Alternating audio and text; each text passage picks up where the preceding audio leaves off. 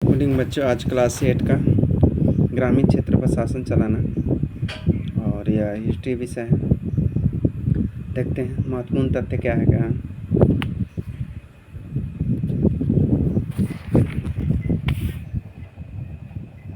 15 अगस्त 1765 ईस्वी को मुगल बादशाह ने ईस्ट इंडिया कंपनी को बंगाल का नाम दीवान तैनात किया। बंगाल के दीवानी हाथ आ जाने से अंग्रेजों के लिए तथा नीचे ही एक बड़ी घटना घटी। दीवानी के तौर पर कंपनी अपने नियंत्रण वाले भूभाग के आर्थिक मामलों की मुख्य शासन बन गई तथा 1865 ईस्वी में पहले कंपनी ब्रिटिश से सोने की और चांदी की आयात करती थी और तथा इन चीज़ों के बदले तथा सामान खरीदती थी तथा बंगाल में तथा इकट्ठा होने वाले पैसे से ही निर्यात के लिए तथा चीज़ों खरीदी जा सकती थी। बंगाल की तथा अर्थव्यवस्था के गहरे संकट में फंसती जा रही थी तथा कारीगर गांव छोड़कर भाग रहे थे तथा क्योंकि उन्हें बहुत कम कीमत पर अपनी चीज़ों को कंपनी को जबरन बेच पड़ती तथा किसान अपना तथा लगाने नहीं चुका पा रहा था तथा कारीगर को उत्पादन गिर रहा था और खेती चौपट होने की दिशा में तथा बढ़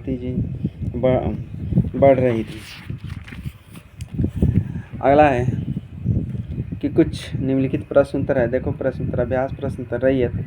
तो रैयत तो तुम्हारा किसान को रैयत बोलते हैं। महाल जो है बंगाल के ग्राम समूह को तुम्हारा महाल बोलते हैं। और नीच के बंगाल मालिकों को अपनी ज़मीन पर होने वाली खेती को नीच बोलते हैं तथा यानी और रैयतों की ज़मीन पर रैयतों की ज़मीन पर रिक्त स्थान कुछ खाली स्थान है। ध्यान से सुनो। यूरोप में बोर्ड उत्पादनों को नील से अपनी आमदनी गिरावट का खतरा दिखाई देता था। बोर्ड उत्पादन नील किसके खेती से? बोर्ड। 18वीं सदी तथा आखिर में ब्रिटेन में नील की मांग यानी क्या हो गया, यानी कि औद्योगिक क्रांति के कारण बढ़ने लगा। और किसके कारण? औद्योगिक क्रांति के कारण बढ़ने लगा। खाली स्थान की खोज नील की अंतर्राष्ट्रीय मांग पर बुरा असर पड़ा। यानी बोर्ड की खोज से नील की अंतर्राष्ट्रीय मांग पर बुरा असर पड़ा। और उसके बाद चंपारण आंदोलन नील की खेती के खिलाफ था। किसके खेती के लिए? क्योंकि 3 कट्ठिया पड़ता नहीं है, 1 बीघा यानी 20 कट्ठा में 3 कट्ठा खेती करनी पड़ती थी। चलो अगला कुछ प्रश्न उत्तर है, देखते हैं। अस्थायी बंदोबस्त के मुख्य पहलुओं पर वर्णन करें। चलो अस्थायी बंदोबस्त के बारे में बताते हैं। कंपनी 1765 ईस्वी में बंगाल के बिहार तथा उड़ीसा के दीवानी हो गई तथा इसका अर्थ कहते थी, परंतु भू राजस्व मैंने लगान एकत्रित करने के लिए तथा एकाधिकार कंपनी को प्राप्त कर कंपनी के लिए तथा इसे कार्य को करने के लिए अनेक समस्या सामने आई तथा पहली उसको किसानों से सीधा संपर्क स्थापित न होने सका तथा दूसरी इसे कार्य को करने में तथा भारी प्रशासनिक मशीनरी की आवश्यकता हुई तथा इन समस्याओं का समाधान करने के लिए कंपनी भू राजस्व को एक नई व्यवस्था स्थायी बंदोबस्त को 1793 ईस्वी में लागू किया। इसका आरंभ बोर्ड कर्नवालिस द्वारा किया गया है। विशेषता इसकी क्या थी? ध्यान से सुनो। ये अस्थायी बंदोबस्त की भूमि को बोली लगाकर बेची जाने लगी। सबसे ऊंची बोली लगाने वाले को उस भूमि का जमींदार नियुक्त किया गया था। तो भूमि का मालिक किसान की अपेक्षा जमींदार को माना गया तथा भूमि तथा जमींदार से लिया जाने वाला 20 वर्षों के लिए नीचे किया गया तथा लगान देने की जिम्मेदारी जमींदार को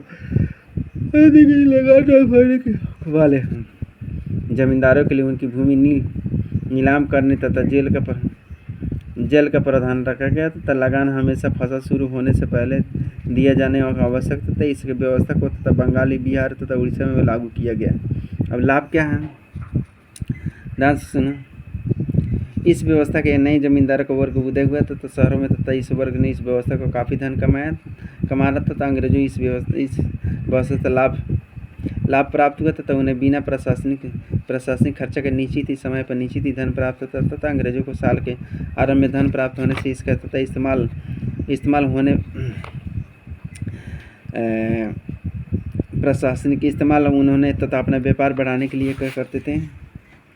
अंग्रेजों को साल के आरंभ में धन प्राप्त करने के इस्तेमाल कर उन्होंने अपने व्यापार बढ़ाने के लिए इस व्यवस्था तथा माध्यम से तो उन्हें जमींदारों के रूप में अस्थायी मित्र तथा प्राप्त हुआ जिसे आज़ादी तक तथा अंग्रेजों के साथ दिया गया। हानि क्या? अब इससे हानि क्या हुआ अस्थायी बंदोबस्त से? इस व्यवस्था में तथा अंग्रेजों को उतना ही अधिक लाभ नहीं हुआ तथा जितना उन्होंने अनुमान लगाया था, जिसके कारण 20 वर्षों के लिए तथा लगान नीचे थी, जिसके कारण वह अच्छे उत्पादन होने पर भी लगान में वृद्धि नहीं कर सकते थे। अस्थायी बंधों के कारण किसान से तो उसकी भूमि छीन ली गई थी तथा उस पर भारी भरकम लगान थोप दिए गए। किसानों को लगान के साथ साथ जमींदारों को समय समय पर तथा तोहफे भी देने होते थे, जिसके कारण किसान की हालत दयनीय हो गई तथा कृषि का उत्पादन भी घट गया तथा क्योंकि नया जमींदार शहर में रहता था तथा नया जमींदार कृषि कार्यों में रुचि नहीं लेता था, जिसके कारण किसान में कृषि यानी बर्बाद हो गया। किसान भूमि का मालिक नहीं था तथा इसलिए उसे कृषि भूमि तथा सुधार करना छोड़ दिया। तो इस प्रकार आगे इतना ही, आगे नेक्स्ट डे। थैंक यू बच्चों।